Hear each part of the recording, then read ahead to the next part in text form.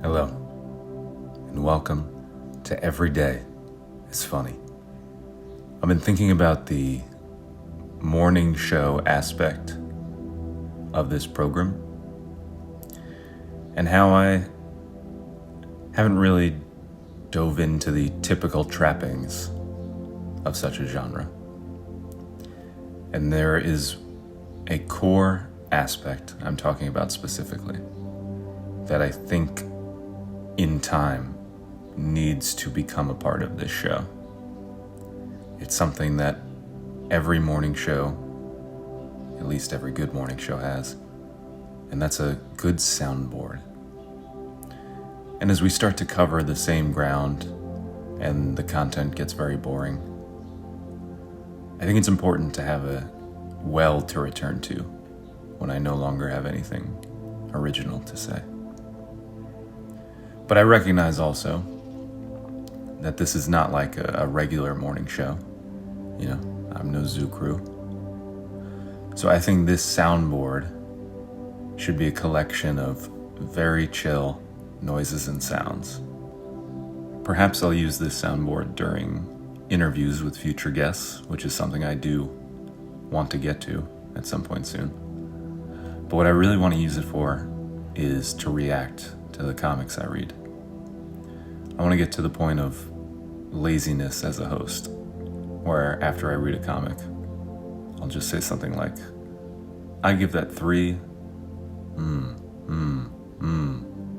1. All right. It'll make my job easier.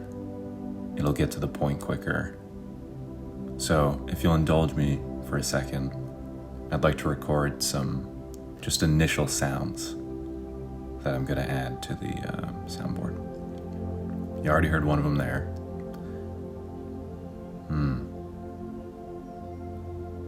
Oh yeah. Oh yeah. Oh yeah. Oh, okay. Okay. That was good. That was good.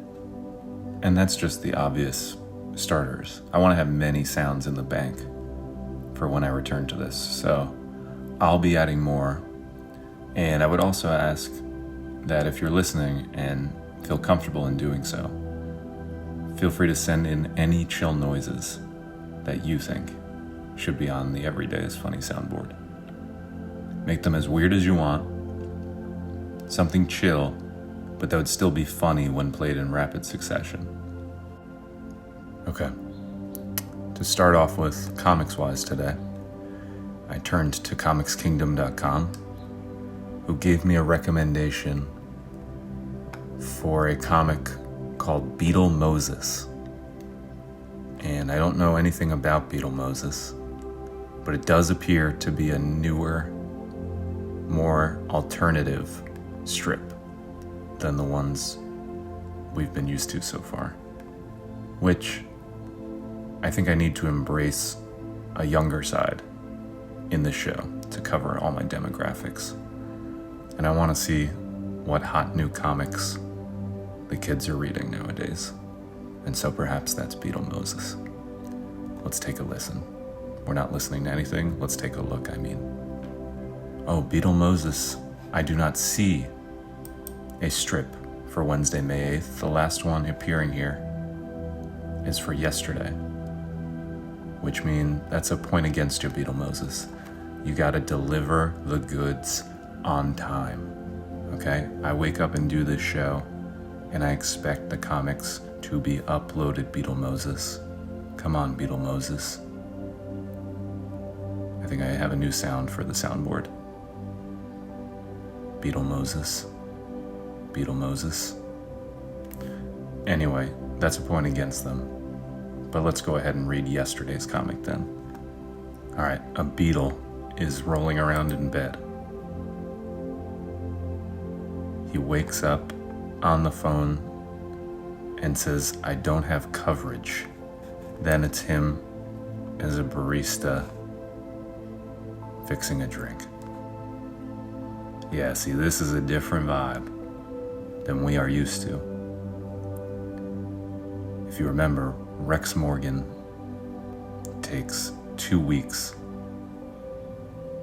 to get through one conversation with its characters. And in this, the beetle is traversing great amounts of time and presumably great distances. It doesn't waste time. This is a young person's comic for the shorter attention span.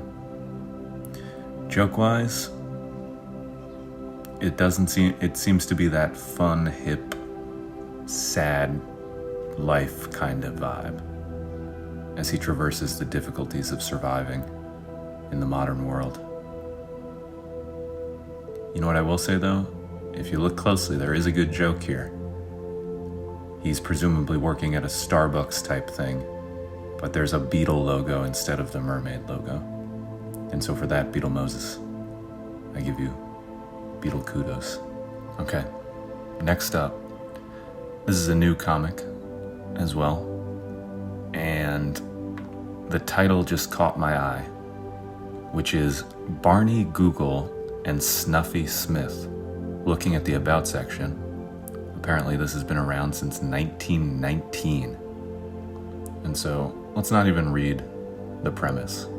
Let's just jump in and see if we can get the laughs without the background info. We see some raggedy men looking at another raggedy looking man. One of the first two guys says, "Lem's wife left him. He's purty mad about it." And the other guy says, "'Cause she run off with another feller?" Then the first guy says, "No, 'cause now he's stuck with all the cleaning laundry and barn chores." Okay.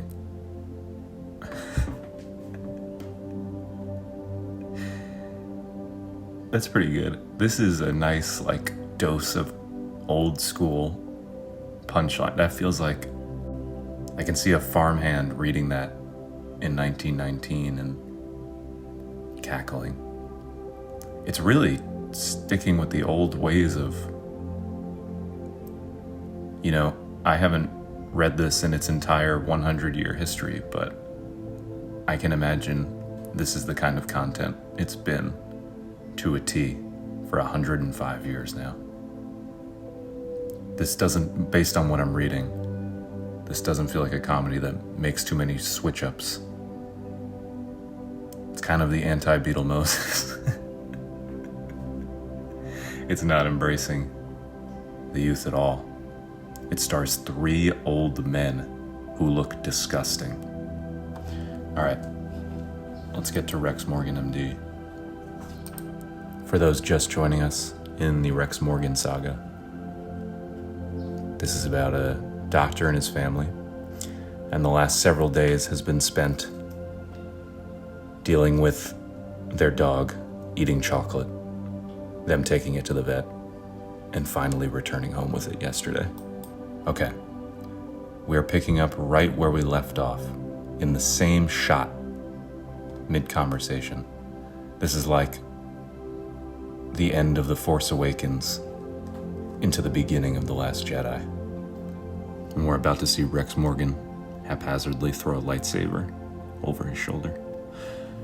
But okay, Rex says to his daughter, "Sarah, you're not to blame for Candy getting into the brownies." Sarah says, "I am too." And then she runs away and slams the door to her bedroom. We are getting into territory now where Sarah's guilt about the dog getting brownies has gone on longer than the actual drama about the dog eating brownies. And we're not treading any new ground here. And you can already tell what tomorrow's gonna be. It's gonna be Rex going to her door and saying, "Sarah, it's not your fault to eat the brownies." And Sarah screaming back, "Yes, it is. I shouldn't have done it." And I do love the repetitive aspect of this content. It's dependable. It's that first sip of coffee in the morning. It brings you to life for the day. You're never gonna see Rex Morgan fight the aliens. or rob a train, you're going to see Rex Morgan face the same family problems over and over again. We haven't even seen him be a doctor yet. All right, let's check the comments. 40 comments. Again, this is easily the most popular comic on this website in terms of comments, and I don't really understand it. All right, Dave Ricard again, saying, if she wants to blame and hate herself, Rex, let her. It'll help her prepare for the decades of social rejection ahead of her. You know, I think I talked yesterday or the day before about David Ricard projecting onto the people of this community and onto the characters of the Rex Morgan family. And I am starting to believe that David Ricard's upbringing was one of pain and loss. So the least I can do right now is give him an upvote. Jeff Thompson below him.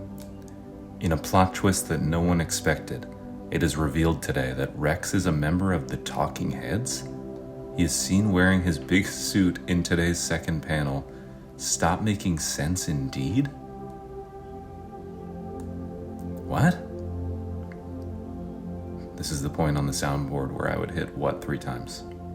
What? What does that mean? Rex Morgan's, I guess his suit's kind of big, but it's not as big as David Byrne's in Stop Making Sense. And Rex Morgan can't sing or dance like David. Although that did just make me think of a Weird Al-like spoof. I got a daughter that's better than this, and everyone's getting involved. It was a risky reference to make. Hopefully it pays off. But I don't understand the Talking Heads reference here. I think Thompson just wants to show that he's into cool bands. But alright, I think it's time to wind down for this Wednesday, May 8th. Again, please send your soundboard noises, chill, weird, anything you want. You can send it to everydayisfunnyshow@gmail.com, as well as any comments, concerns you may have about the show. Thanks again for listening, and I'll see you tomorrow.